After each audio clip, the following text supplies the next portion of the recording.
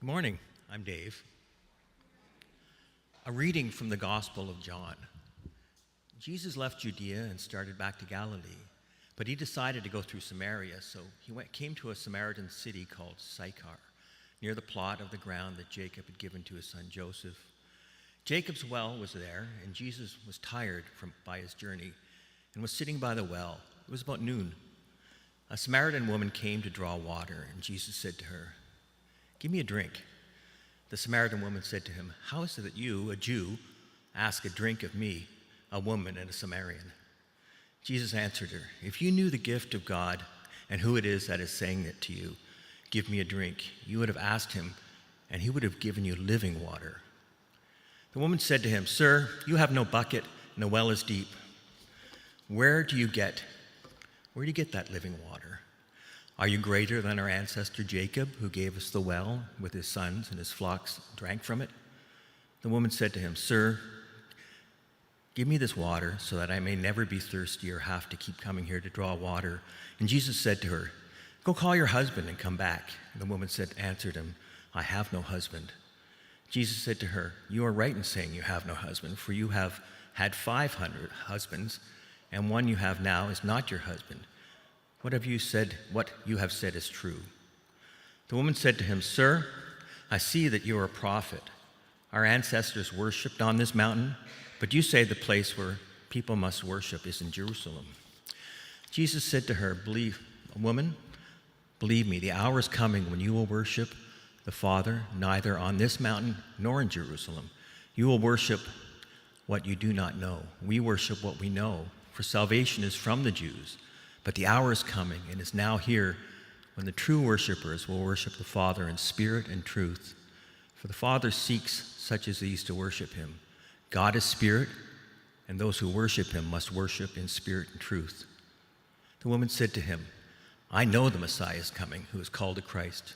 When he comes, he will proclaim all things to us." Jesus said to her, "I am he, the one who is speaking to you." And then his disciples came, and they were astonished that he was speaking with a woman. But no one said, "What do you want?" or "Why are you speaking with her?" Then the woman left the water jar and went back to the city, and she said to the people, "Come and see the man who told me everything I have ever done. He cannot be the Messiah, can he?" They left the city and were on their way to him. This is our story. Thanks be to God. Thanks, Dave.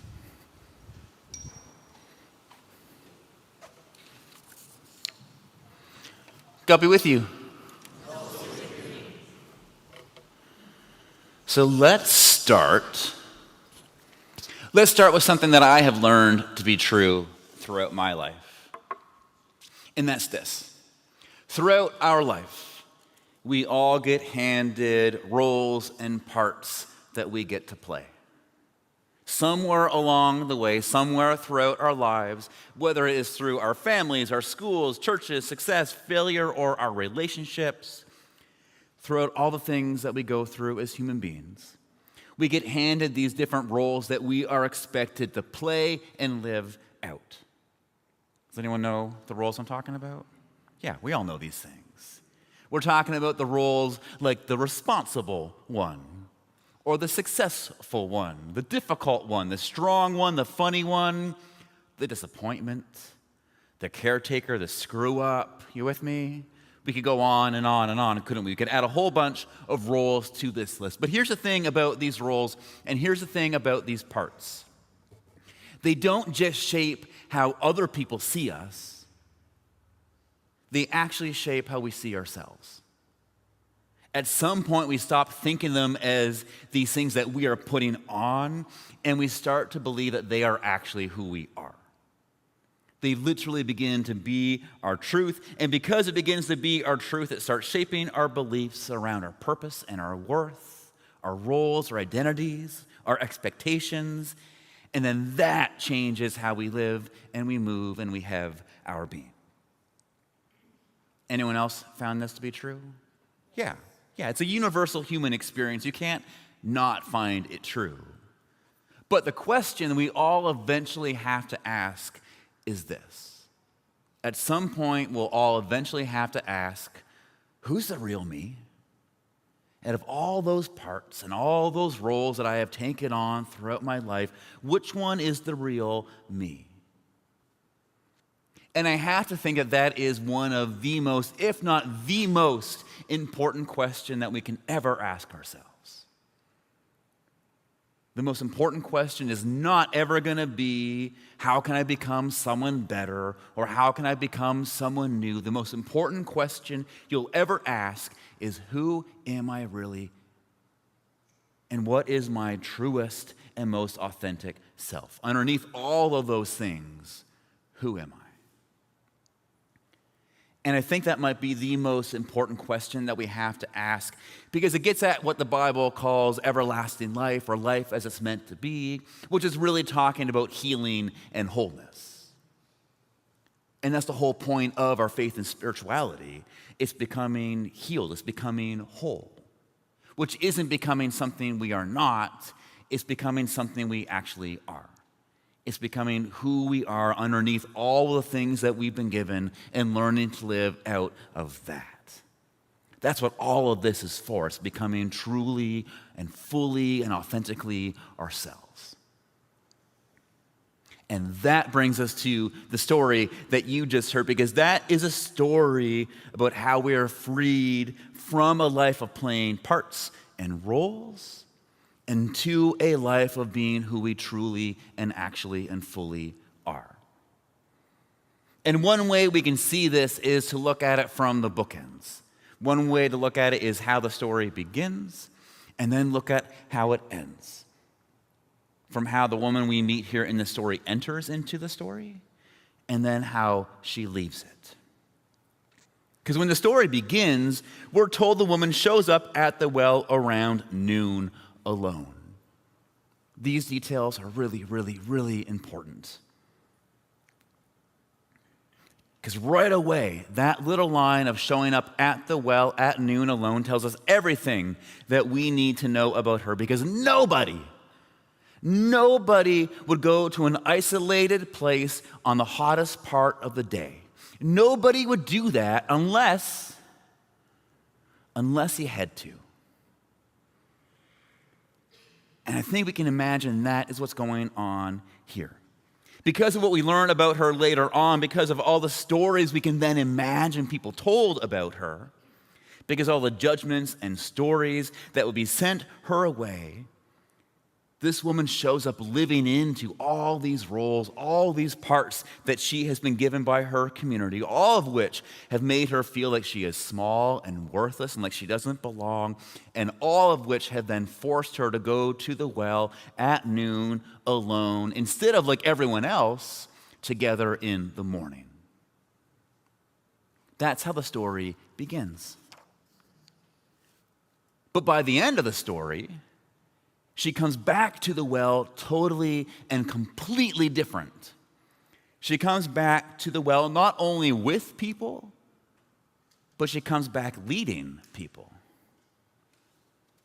And somehow between the beginning and the end, everything's changed. And so the question I want to ask today is, what happened? How did she go from an outcast and alone to leading and belonging? And to get to that, we need to look at something else, and that is a thing that Jesus does here in this story. And as we're looking at the thing that Jesus does, let's remember this big thing that our tradition would say about Jesus, this thing that we always have to keep in mind whenever we're looking at the things that Jesus does or says. It's one of the two things that makes him central to our entire faith and spirituality. And that's that Jesus always shows us what God is like. He's the one who helps us understand the kind of God that we have. This is part of what the incarnation gets at.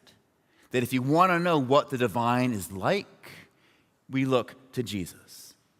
That somehow, in some way, Jesus is literally God amongst us. And the first thing that Jesus does here in this story, and therefore the first thing that God does here in this story, is he asks the woman for a drink. And now we could go all kinds of places with this. But let's do this. Take a moment and think about all the things that you could imagine God doing in this story. Because I think we could easily imagine God meeting this woman with judgment. I think we could easily imagine God not wanting anything to do with her. And I think we could just as easily imagine God beginning with a list of everything she's done wrong and everything she needs to change, right? When it comes to the popular notions of God that we've been sold, this is exactly what God would do. This is what an angry and judgmental and wrathful God would do. He'd start out that way. But instead of all that, we get a God who asks her a question, and not even a question, a request. Will you give me a drink? Now we're going to pull over here because do you hear what that question says about God? Do you hear how beautiful this is? Instead of a God who meets this woman with anger and shame, instead of a God who meets us with anger and shame, we have a God who meets her, who meets us with dignity and respect. Instead of doing all the things we can easily imagine a God doing with a person like that, God does something really surprising and really, really important. He makes space for her. He makes space for her. There is this ancient Hebrew concept that the rabbis would use whenever they would talk about the kind of love that God is. And we've talked about it before. It's called zimzum. It's an ancient Hebrew word. And it gets at this idea that the rabbis saw taking place within the creation stories, where in order for God to create, in order for God to begin to create the universe, God first had to shrink. God first had to make room for something else, something other than God to exist. And so God first had to carve out a piece of themselves. And so something else, something separate, something new could get created. And whether you want to take that literally or take it metaphorically or poetically, it does not matter because the truth, the wisdom it gives us about love is just absolutely beautiful. Because it tells us that love, true, authentic, divine, sacred, holy love, is a love that makes room. It's a love that creates space. Not a space where people become who we want them to be, and not a space where people can become who they think they should be, but space for them to be who they truly and actually are. And we need to see that here, because not only does it remind us of the kind of love that God greets us with, and therefore the kind of love that we're meant to greet others with, but what happens when this woman steps into that space? What did you notice about her when she steps into the space that Jesus makes for her by asking her for a drink? If you pay attention, if you look, she is smart. Like really, really smart. She knows her scriptures. She knows her history. She's full of thoughtful questions, and she's not intimidated to talk to Jesus. She doesn't simply nod along, but she wrestles, she engages, she debates. If you notice what happens when she steps into this space, she is anything but passive and small. Which makes me wonder, who is this person? Where does she come from? Because she does not sound like the woman who arrived at the well alone. She does not sound like someone who is weighed down by roles and beliefs that say you are small and worthless and a nobody and like you don't belong. In the space that love opens up for her, she is anything but that. And I have to think that is exactly the point. As this woman stepped into this conversation with Jesus, as she steps into the space that God's love made for her, What we see is this woman, line by line, bit by bit, laying down all of the roles, all of the stories that have been given to her, all the beliefs that she thought was true about her, and she is showing up as herself, as her truest and most authentic self. And here's the part that we cannot miss, because this is the part that we always get wrong. That did not happen because Jesus told her to change.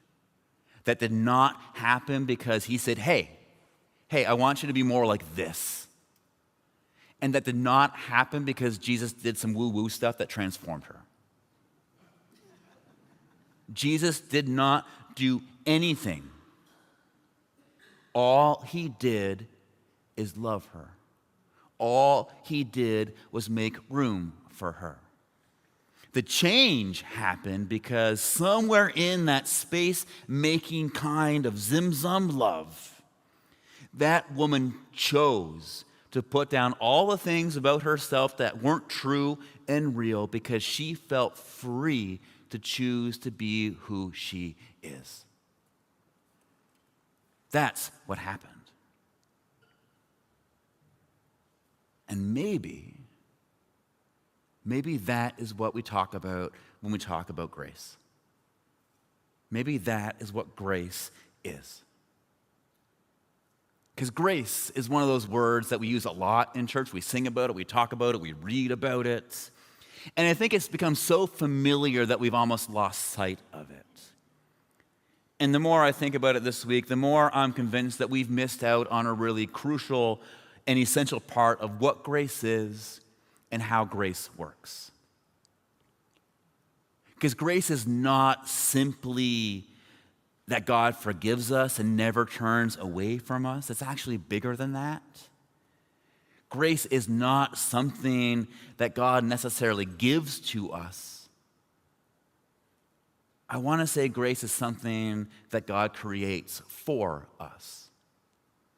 It's not something God gives to us, it's something God creates for us. And grace is that space where love gives us the chance, the opportunity, the agency to choose to become deeply, honestly, completely who we truly and actually are. It is a space where we get to find the clarity and the courage to stop performing and pretending to be who we are and what everyone else wants us to be, and choose to become ourselves. I think that's what grace is. It's a space love makes to be who you truly are. Grace is what happens when love makes room.